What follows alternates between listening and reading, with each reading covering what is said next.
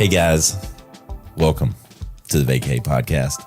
I'm Ryan Alford, your co-host, joined my friend, my co-host, Chris Hansen in the Vacay Lounge.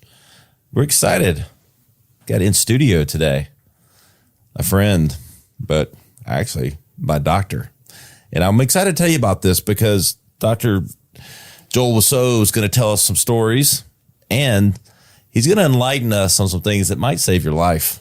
And at the end of the day, we're about bringing value. And we can't bring any more value, Chris, than saving lives. And that's what our good friend, Dr. Joel Wussow, does every day. What's up, doctor? Thank you for having me, Ryan. Of course. Pumped, excited. You know, in full disclosure, Dr. Joel is my longevity doctor, which we're going to be talking about, which is a lot of his passion and what we're working on. He's working on me, I should say. And I know, Chris, you and Dr. Joel Wussow are friends as well. So it's always fun that we can do the show and have not only a friend, someone we believe in, and someone that has great passion around something that's going to change the world, right? Absolutely. What's happening, Doc? In studio here in Greenville. We appreciate you being here. I think we love to set the table for our audience, just maybe giving the who the hell is Dr. Joel Wussow story, you know. And I know you're currently an ER doctor in Texas, but in the midst of bringing to life a longevity practice, which we'll get into. And but let's tell the audience a little bit about you. Sure. So my name is Joel Wussow. So actually, I met Ryan through a mutual friend in Miami, where I currently live now, and we hit it off.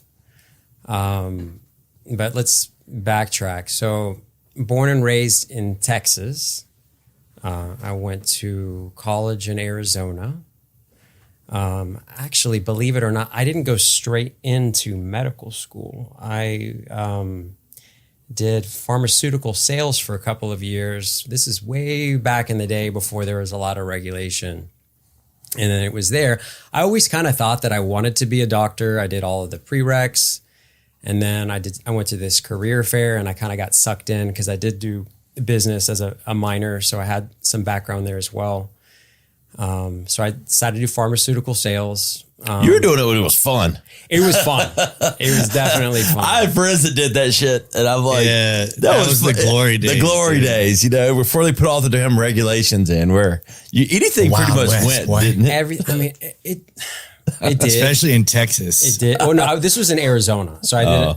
But still, well, Scottsdale. It's still kind of pretty cowboy state, also Arizona, in my experience with the medical business. 100%. So, I mean, there's not really no other way of putting a lot of this stuff was just borderline unethical, and I didn't feel comfortable taking that path. And I'm just looking at these doctors. I'm like, I can be you, and not only can I be you, I feel like I can practice medicine better than what you're doing. So. I ditched that gig, and then I went to medical school in Philadelphia at Jefferson Medical College. And then from there, I decided I wanted to practice emergency medicine. I think it just kind of goes along with my personality. I'm an adrenaline junkie. I like to be managing a lot of things at one time. I like the variety.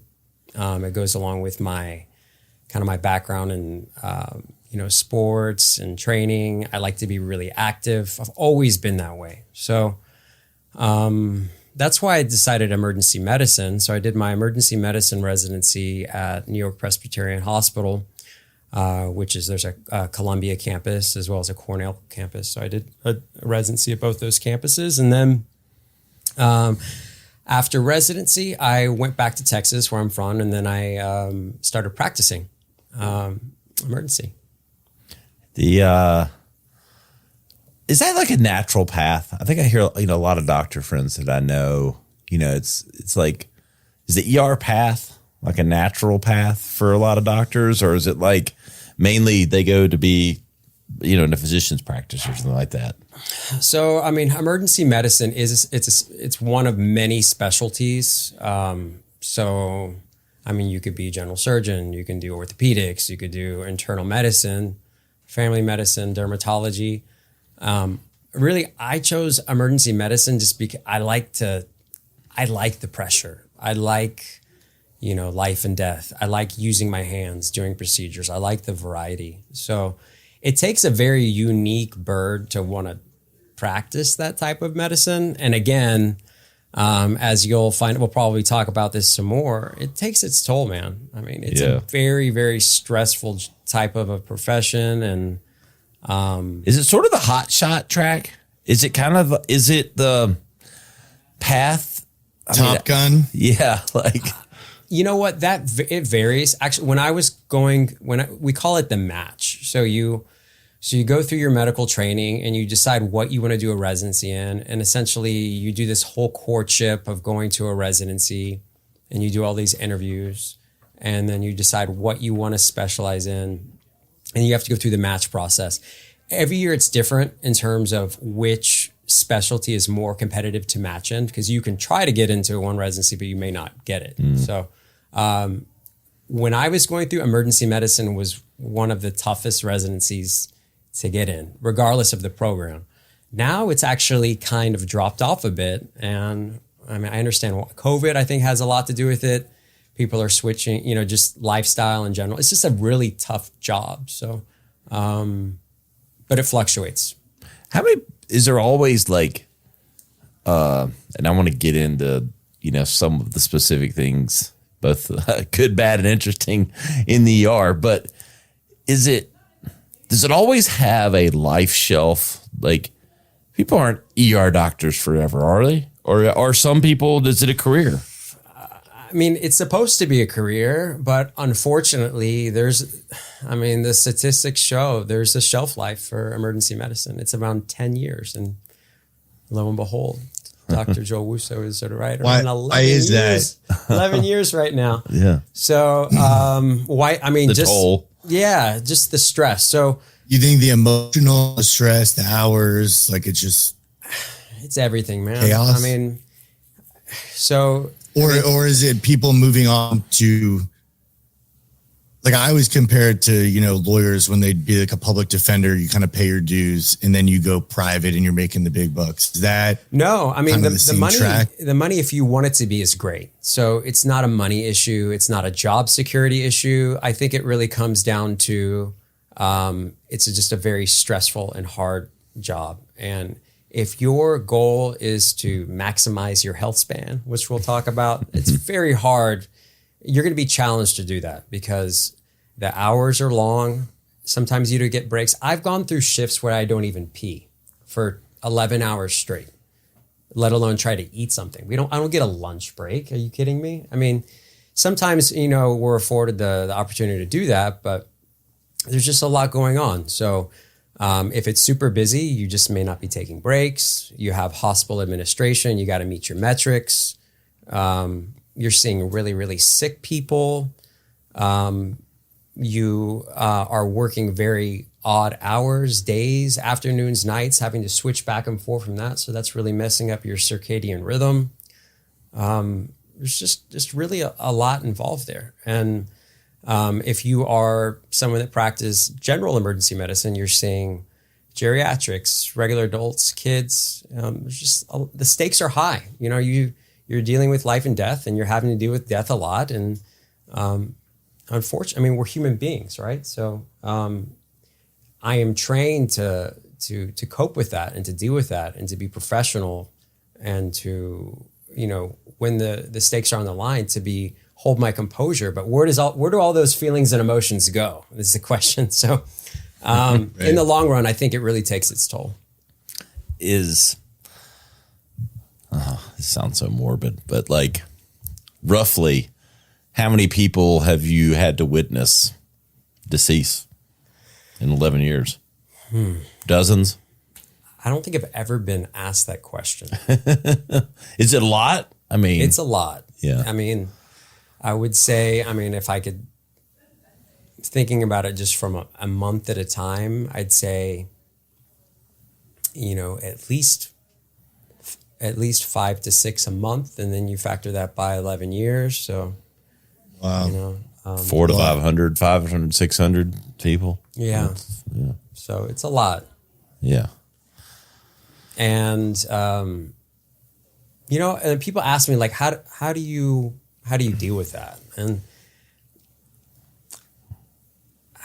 I don't know if it sounds callous, but oftentimes it doesn't really affect me much, the actual deceased person that I'm taking care of, but it's more so whenever I have to, because I'm the one that has to break the news, right?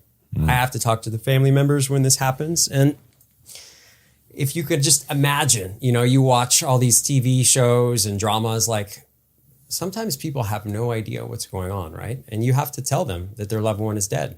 And that's, it's very emotional, you know, and seeing the reaction on their face and you have to desensitize yourself. I'm sure you have to like kind of turn that on. That whole, I mean, the how you relay that information, I think you do with practice, you get better at it. But those emotions that are going on inside your head that people aren't seeing, that none of that gets old. Like every time I have to do that, it's always hard, you know? Yeah. I was going to ask you that, Doc. Do you think having to have those extremely difficult, you know, emotionally charged conversations, do you think, I know you said you never get used to it, but do you think it's helped you or you've gotten better at having hard conversations, whether it's, you know, in the medical field or even in your other business or your personal life? Say that one more time. I was adjusting my mic. Yeah. And we're not live, so we can edit this. Okay. Yeah, I'm sorry. I said, did you think that, you know, having to have those hard, you know, emotionally charged conversations, has that Chris, carried pause for 1 into your second. communication and other? Hey, Chris, we're fixing his mic. Sorry. Just slowly was just. You're good. You're good. So many knobs there. It was like, was it just creeping down? Slowly and slowly. Slowly down. I wasn't even paying attention. Yeah, that kind of went down. It's nice and tight. Are we still rolling? Yeah. You can All right, Chris, you can pick up right there. Just asking the whole question All right. again. Yeah, Doc, my question was, you know, obviously those are very difficult conversations that most of us, I would venture to say 99% of us have probably never even had to entertain. Do you think, and I know you said you never get used to it, but do you think it's carried over in other parts of your life with just how you communicate? Is it easier for you to have difficult conversations now? That's a good question. I think so. I think for sure it's easier to have more difficult conversations. But when it comes to your personal life, one thing that I've had to work on definitely is being able to shut things off, right? And, you know, I've had a hard time, you know, initially in this career, shutting off my brain. I've done a much better job of that in my personal life. But initially, if you don't shut it off, you're not vulnerable, right? And that really did, I felt like that bled over into my personal life. Now I'm doing a much better job of that. So by training myself to do that, some of those skills just kind of go away because I've trained my body to do that so that I can be more vulnerable and not be so much, you know, a machine. Because to be honest with you guys, you kind of have to, in a high pressure situation, you have to work like a machine because you have to hold your composure. You're leading this group. And if you are showing signs that you are in distress, everybody's going to feel that. So, but yes, the switch, I feel like the switch is there now. And I think also that comes with time and practice, but, to answer your question about the personal life, I try not to carry that over into my personal life and be this stoic robot, you know, as I am when I'm practicing. What? Related, unrelated. Why are so many doctors seemingly so unhealthy? It always blows my mind. Like, look, if you're not watching the YouTube, the Instagram TV /video/reel video, but you will. Dr. Joel's a very healthy, attractive, all the boxes checked, but most doctors are not. Let's be honest. And I've never, it has nothing to do with you probably personally. You may not even know, but I'm sure you have a guess. I know, but it's like, you guys know, like, you know more than anyone what's killing us. It always blows my mind when the doc walks in, you know, at an ER, mainly an ER. Like my personal doctor is not that healthy either, actually, you know, or in the past. Now he is. But why is that?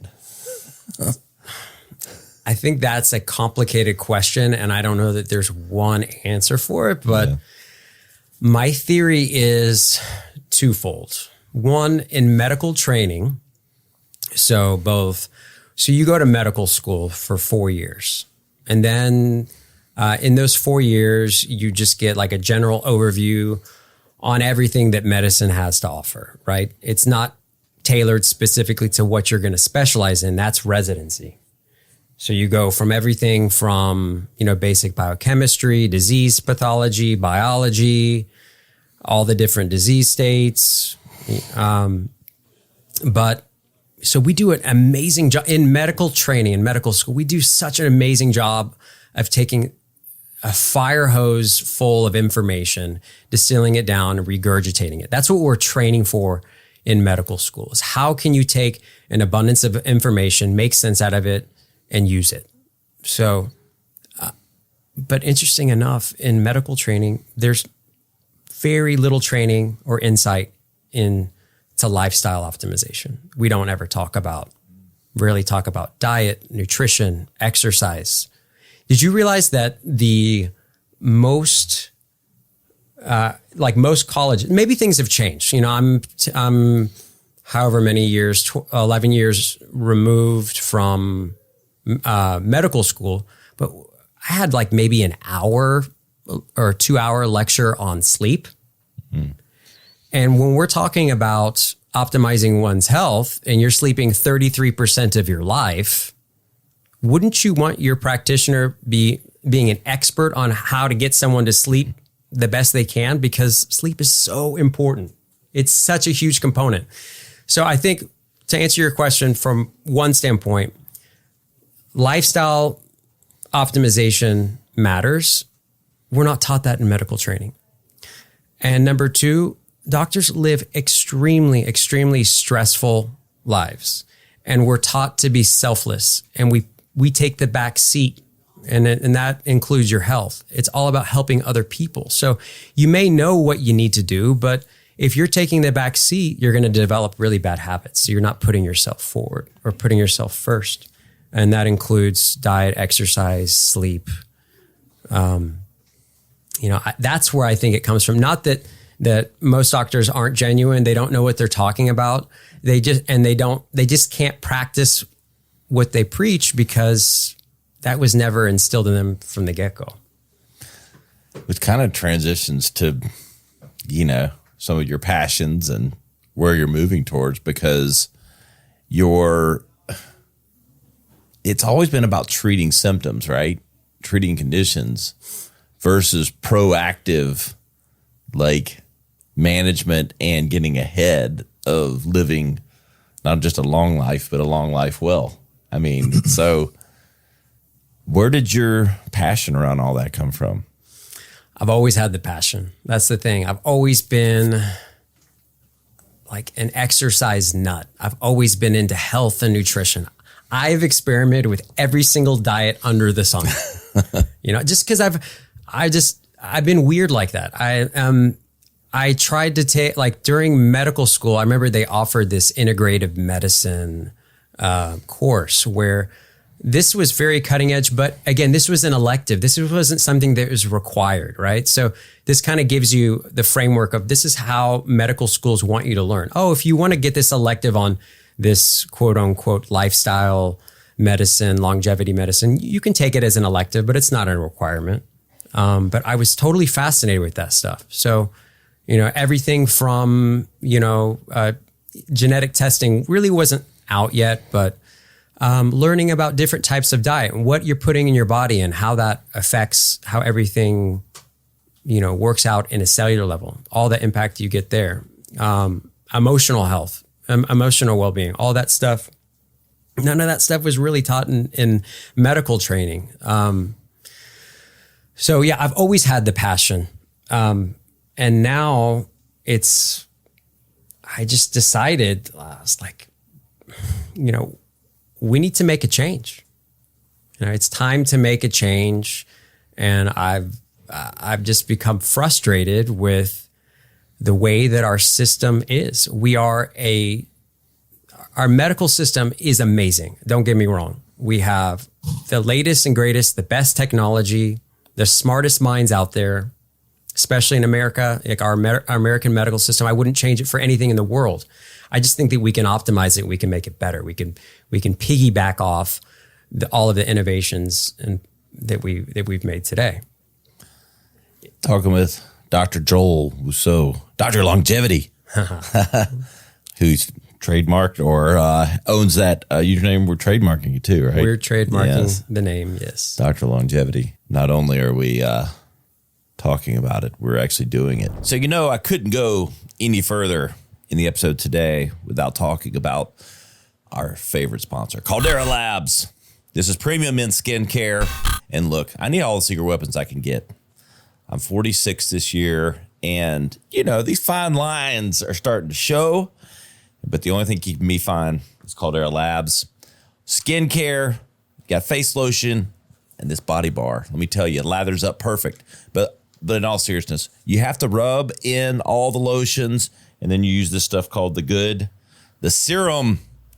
This might be the serum of the gods. I'm telling you, this stuff is awesome. I never thought you could have the glow in the morning. I was like, everybody talks about that. I watched the women's commercials. They talk about this, the glow they get. And I'm like, that doesn't happen. But no, it does happen with Caldera Labs. All natural ingredients, perfect for the skin, and it makes you look younger. I feel at least 5 years younger. We're making no claims here, but I'm telling you, this is the best skincare I've ever used. I only promote what I support and what actually works. And if you use Rad Ryan, you'll get 20% off.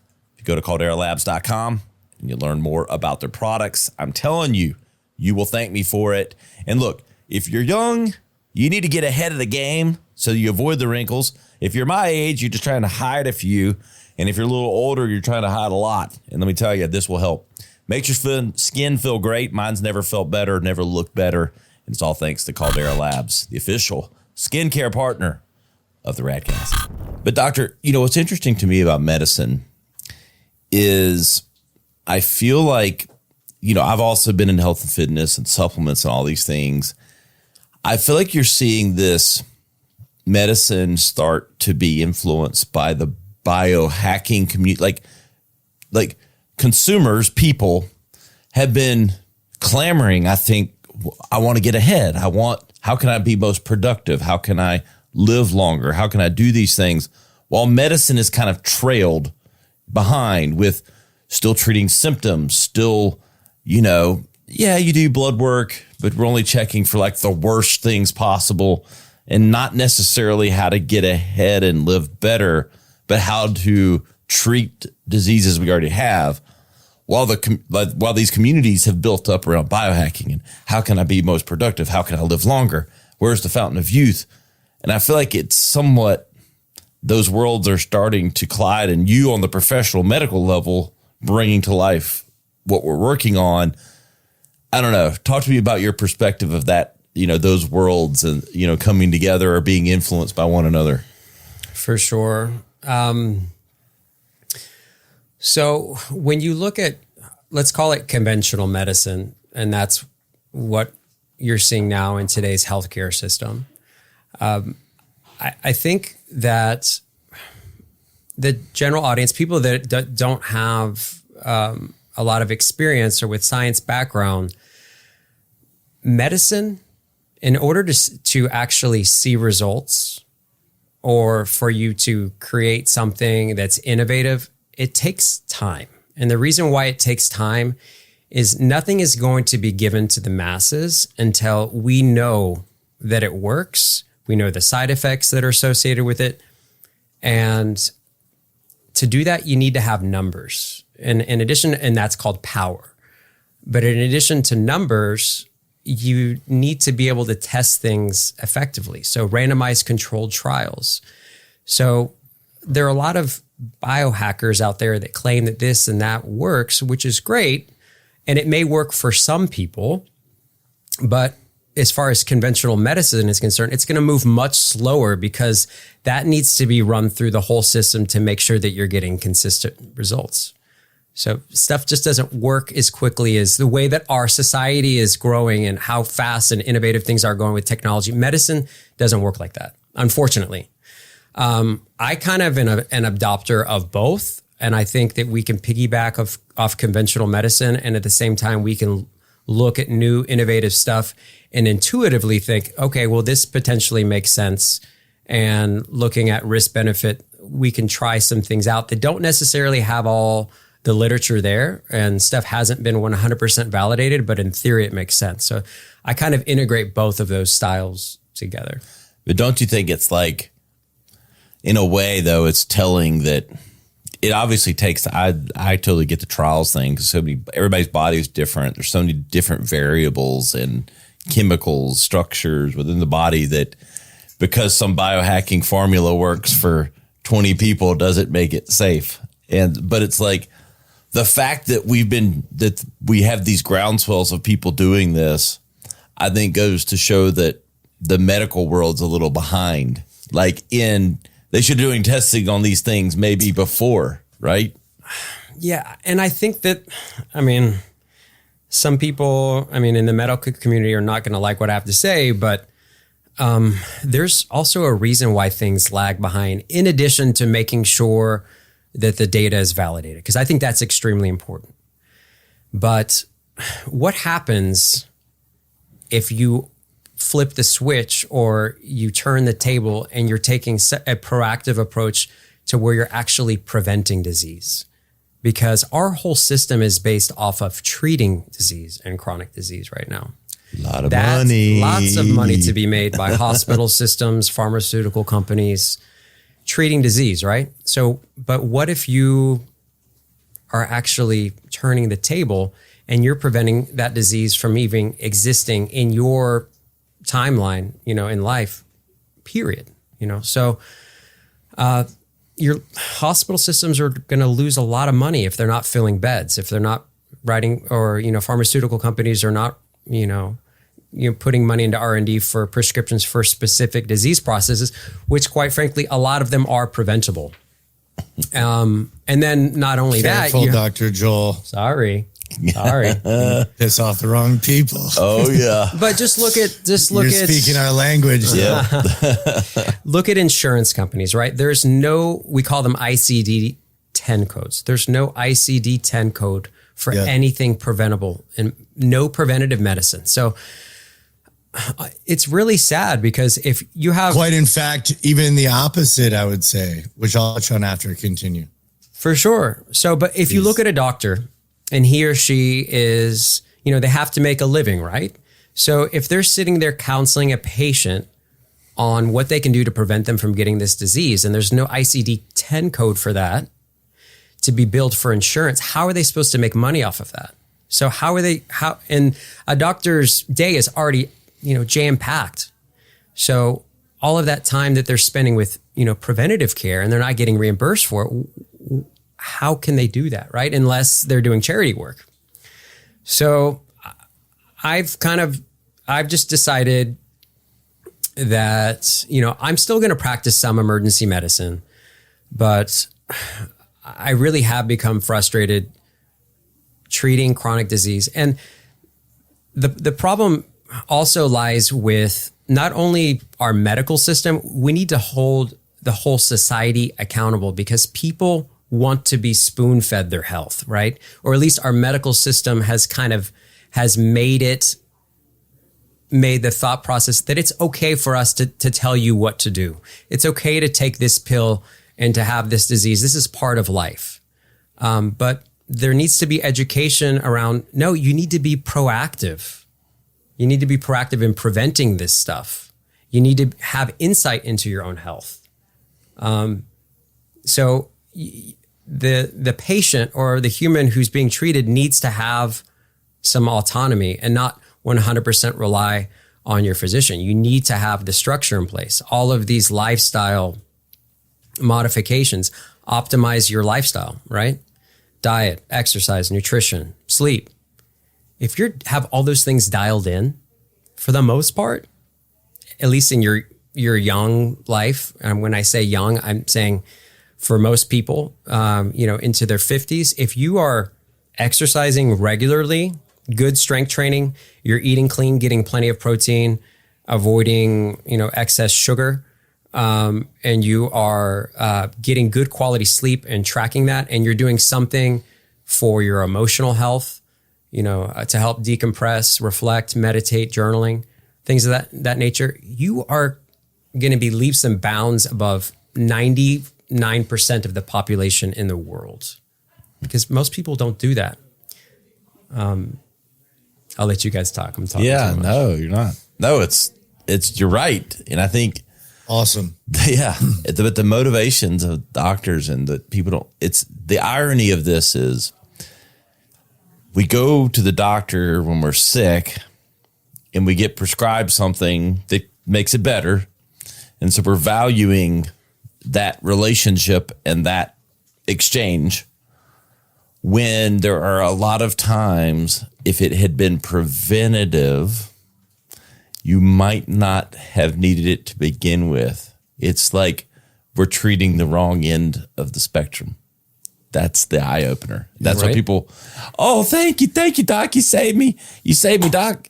When no, they didn't really save you. They saved you from what they could have prevented to begin with. That's the scary proposition here. It is.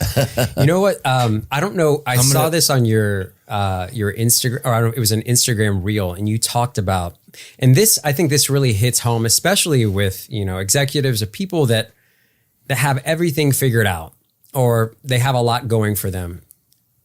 The one finite resource that we have is time, right? That's something that you can't take back. You can't necessarily turn back the clock. We don't have any medicine right now to turn back the clock, okay? And I'm not going to pretend that we do. However, if you look at things in a way where if you're optimizing your health,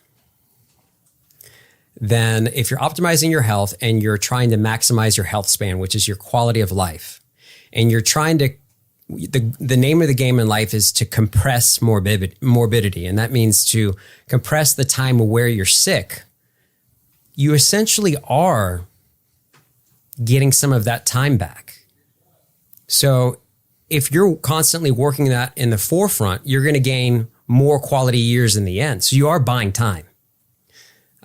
So I kind of argue, if you treat your health as just an integral part of your life, you are getting some time in the back end. You are investing for the future. If you don't do that, you're going to lose those years. So I don't know. I was just thinking about that one thing we talked about. So. That's why you're my doctor now. Because I want to prove myself and what wrong, because I don't, the time is finite. And even if you worked with me and all that, I could get hit busted tomorrow, but I'm healthy whenever that moment comes. I think it's more that we don't ever know when that clock's going to end, because there's a lot of other variables beyond how healthy you're going to make me that are unfortunately out of our control. So, but I want every moment to be as healthy as it could be. Right. Right. Because think about the people that are healthy, that are 20, 30, 40 years old, but they spend 130 out of 360 days a year sick or feeling bad. That's not a good quality of life.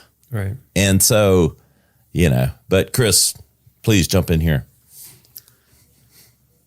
I agree with everything everyone's saying. It's something I thought of with when Joel was speaking just about the system in general, and my experience with, my medical laboratory business.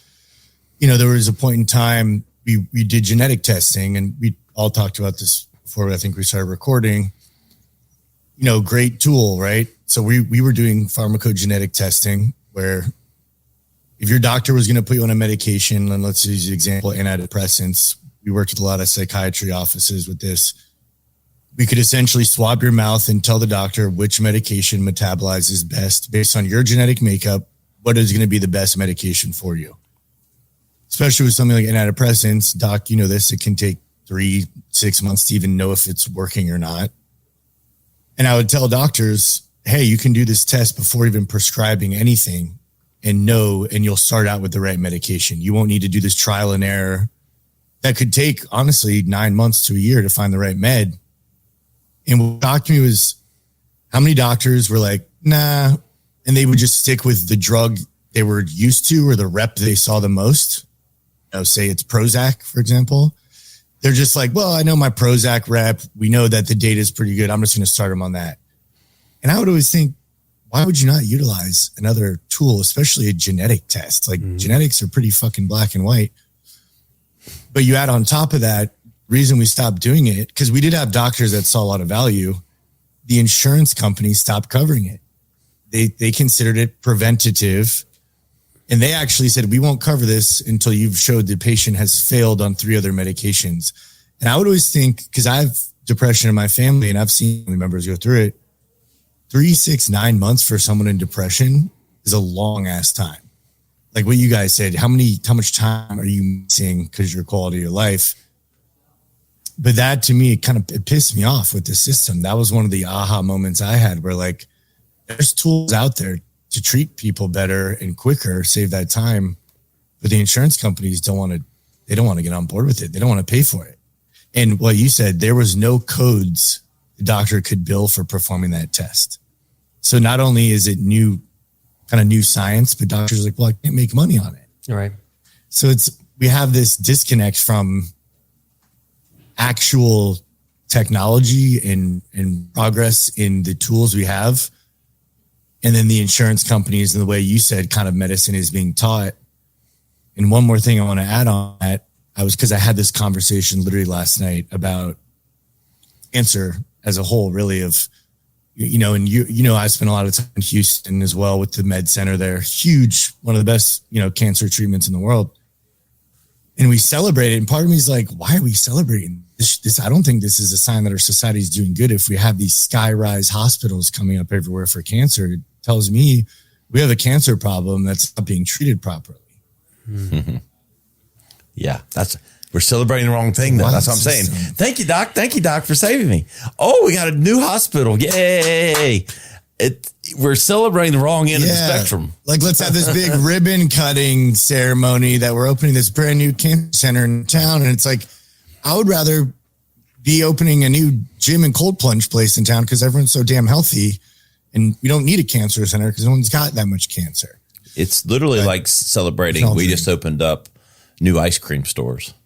I mean, like at the end of the day, it's right. I'm serious. Like ice cream stores but look, we have this wool pulled over our eyes. Okay. The ice cream store's there because they're in business. It may not be good for you, but it's the American way. It's consumerism. They're making money. Hospitals somehow get cloaked not being a business. It's a fucking business. It's a business.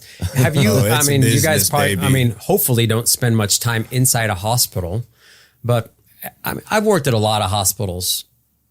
I can't tell you, actually, I can think of one, but most hospitals, you look inside their cafeteria. What are they feeding you? Chick-fil-A. Boom. Dude. What kinds of snacks and, what's the nutrition inside of a hospital? Yeah. If this is the mecca for your health.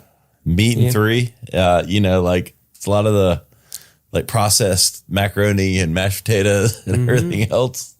Oh, I had a family member in the hospital this weekend and, they're telling me they don't feel good. And I would go, first of all, you've been in a hospital bed for 2-3 days eating Jell-O and shit cafeteria food. Processed Salisbury steak.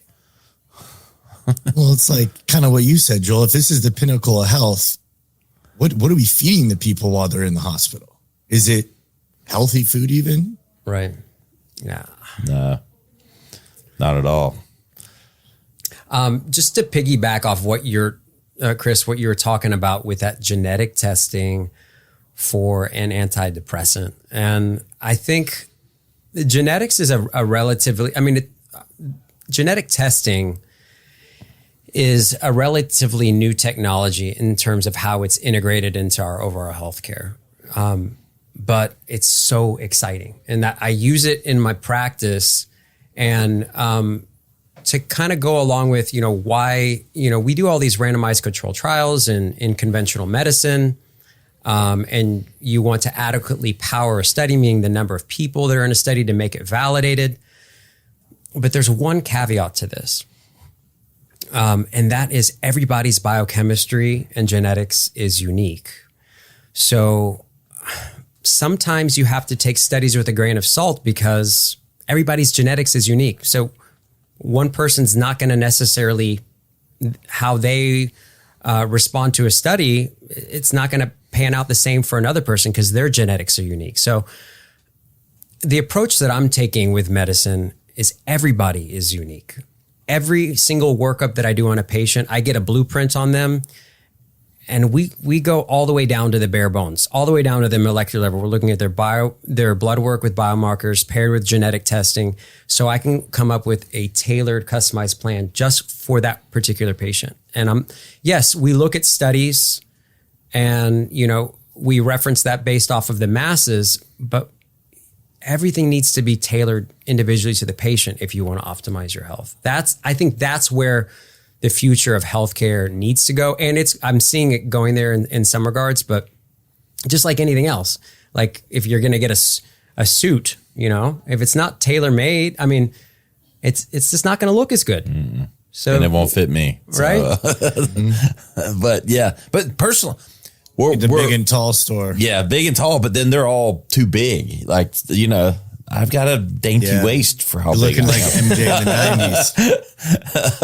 90s. Big and tall stores. My girlish figure, your broad shoulders, but girlish figure, my hourglass. Broad shoulders, knee waist. But what we're dancing around, and this is what I love about what Dr. Joel's doing is personalized medicine. I mean, concierge personalized medicine, and it's, I think, growing, but it's a nascent, it's an early category. That's why you're so ahead. I think, yes, there's a couple of like we can name two, maybe, that, and then I bet you 99% of our listeners don't even know who they are. And so that's why it's exciting to see you ahead of the game. But I want, as we kind of the tailor into the show here, like I do want to talk about like the specific markers in this personalized medicine. I know we could talk hours on each one, but the types of things that are available now that you can see with this personalized blueprint and what can be preemptively, treated, again, the preventative side. Sure. What are some things that might surprise and delight, the audience that you'll be able to do that these markers that are able to be seen and treated are? Okay. Well, we already touched on it a little bit before, and I don't want to understress the value in optimizing your lifestyle factors, because if you're not optimizing sleep, exercising regularly, eating clean, and having some form of an emotional outlet and work on your emotional health, all of these tactics that I'm going to be guiding you through are essentially a drop in the bucket. This is more so icing on the cake, but it's a big icing. Okay. I mean, but what I'm saying is it's that thick icing that I like to lick off the top, but I won't be doing it much anymore, Doc. I get that spoon out. My Nash is like, Daddy, make me a piece of cake. And all he does is eat the icing off the top. We're talking about thick icing. Thick right? icing. All right. So, I mean, it really is just like building that foundation. And once you've built that foundation, we can really work from there. But we're going to be chasing our tail if you don't have all that other stuff dialed in. So I want to emphasize, and I have tools to help guide you through that whole process. So I focus on that first. In combination, first, we get a blueprint by looking at your blood work with biomarkers. And I have a little over 70 biomarkers that we look at. I'm not going to bore you guys with the details, but some of them include just looking at stuff for your cardiovascular, your heart health, just optimizing your lipids, things that are not necessarily done in traditional labs or traditional blood work ordered by your doctor. Like one being in terms of lipids, your ApoB level. Your ApoB is the number one biomarker that is linked to heart disease. And that's not routinely checked by most doctors. That's just one example. Others being, markers of inflammation, also vitamin, mineral deficiencies, and then hormones, looking at all of your sex hormones, testosterone, SHBG, sex hormone binding globulin, a number of other sex hormones to get those optimized, thyroid function. So those are just to name a few. So what we do is we take your blood work, and I think blood work needs to be done regularly, on a routine basis. My clients are doing them on a quarterly basis because you have to be looking at what's underneath the hood at all times. How you expect to optimize your health if you're not looking into it regularly?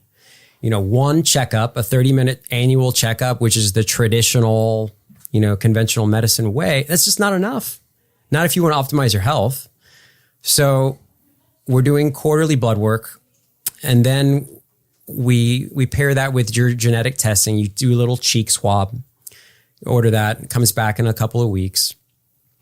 And then those two data points work synergistically, and I can help make a tailored plan just for you. I know what foods work for you. I know where a lot of your genetic deficiencies are. I can tell, if you're metabolizing vitamin D correctly. I can see whether or not you process saturated fat well. And if you don't process saturated fat well, that leads to rises in ApoB. Some people, like for me, I look at bacon, my ApoB levels are through the roof. For Ryan, we haven't done his genetic testing yet, but he may not be sensitive to saturated fat. I hope not. Fingers crossed, legs crossed, toes crossed. But again, this is where, the custom-made personalization comes into play. So making a blanket statement, oh, you should just eat this or do this or that. No, everything needs to be custom-made just for you. And I think there's a lot of value in that, because a lot of people can miss out on restrictions that they're having because, health professionals are making blanket statements, which doesn't apply to everybody. So that's kind of what I do in a nutshell, those two things. And we can talk about, diagnostic imaging and stuff and cancer prevention a little bit later on. But I do a lot of diagnostic imaging. Just to touch very briefly, full body MRI. I do that for early cancer detection, as well as a screening called a liquid biopsy, which is another cancer screening test. And it detects over 50 types of cancer in a very early stage. These are all things that you can be doing to be proactive and looking at things before they even begin. And that's the name of the game. I want to be looking, if I see a little blip that's incorrect, we address it. As opposed to saying, oh, I've got symptoms. It's already too late. Then we're managing chronic disease. How often are we doing body scans? How often do you do those? So when you say body scan, so a full body MRI, we'll probably do that on a depending on your age group, starting in your mid 40s, I like to do that on a biannual basis. So twice, every 2 years, do a full body MRI. But then there's another scan that I like to be doing a couple times a year. It's called the DEXA scan. Now, a DEXA scan is very, very useful because one of the main reasons, it does a lot of things, but it looks at organ fat. Organ fat causes havoc in your body. It causes a bunch of metabolic issues, insulin resistance, diabetes, inflammation, some lipid dysfunction. So I can see with a DEXA scan how much fat you have around your organs. This is called visceral fat. So this is another marker that we're looking at. So I can see through time, through our interventions, how much visceral fat are you losing, which in turn provides beneficial information for overall well-being. I love it. It just makes sense to me. Like 20 years ago, when my friend came home and said he just had his blood drawn and he's going to an internal medicine doctor, I was like, that makes sense to me.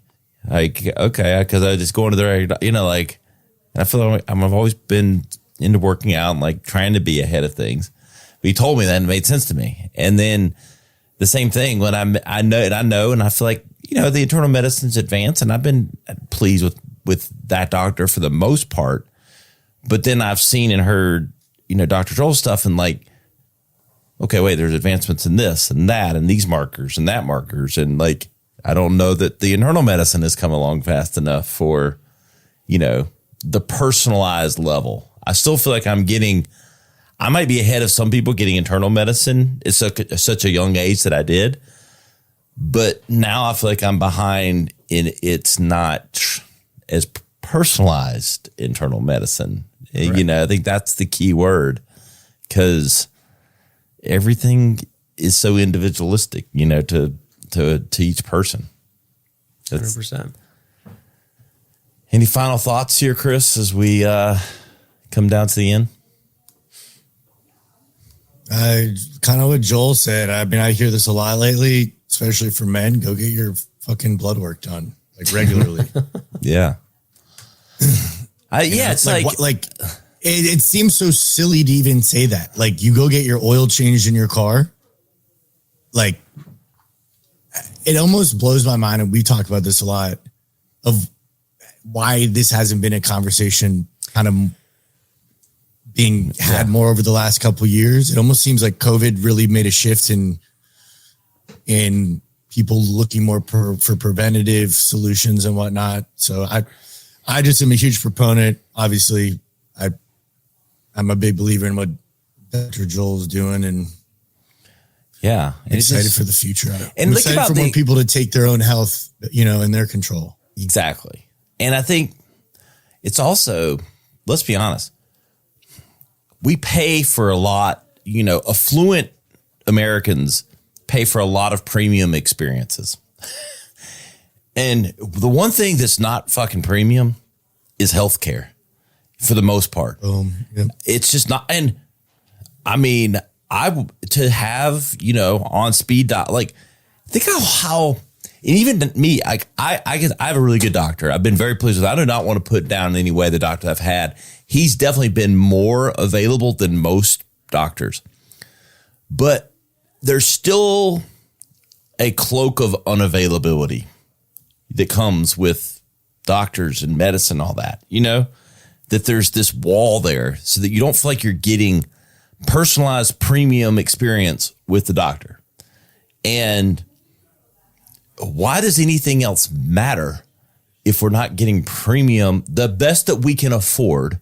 Why would you, whatever the best healthcare and the most premium experience in healthcare that you could afford, why would you not do that? And I think the answer is we would if we knew it was available, and we knew there were doctors like Dr. Joel, and I'm talking about the ones that can afford it and do all that, but like, just like some people drive a Mercedes and some people drive a Honda and some people drive that. But why wouldn't you want the Mercedes of doctor care? Like, I don't know. I think the answer is you would. But we need, the availability of that. And to feel like that you have that concierge / premium experience / personalized, I think you're going to see that market explode. Dr. Joel is going to be in the front of it, and I think there's a lot of people that are ready for it. I think so too. Mm-hmm. It's been a great discussion. I mean, I think we'll be having many more, and you'll see my journey with Dr. Joel Wussow and Dr. Longevity on all of my feeds and his as we go through this discovery with all my stuff. I'll be transparent, There's no STDs I'm hiding or anything. I'm a married man. I'm not worried about that. It'll all be, how many markers do I have? I'm hoping for the good one. I just want that bacon eating one. I'll work on that. See if I can fudge that one for you. Make sure. I know, dude. If that one's not looking good, you might need to cut out fucking Hotcake Fridays at Mickey D's. I know. I have gone. I will say this. I've cut back to. I take my protein bar. Doctor, we'll be happy. I take my protein bar with me. The kids eat the hotcakes, and I eat my protein bar and have my energy drink. Where you just smell the McDonald's bag and then free smells. The smells don't mess my markers up, right? Oh, if that went away, like you couldn't smell anything. It's like it sticks to you. But we appreciate you coming on, Dr. Joel. It's been a pleasure. Yeah. Hey guys, you know where to find us, thevacaypodcast.com. You'll find all the episodes and the highlight clips from each one. You're to find Chris and I.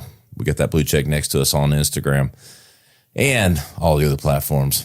We'll see you next time on the Vacay Podcast.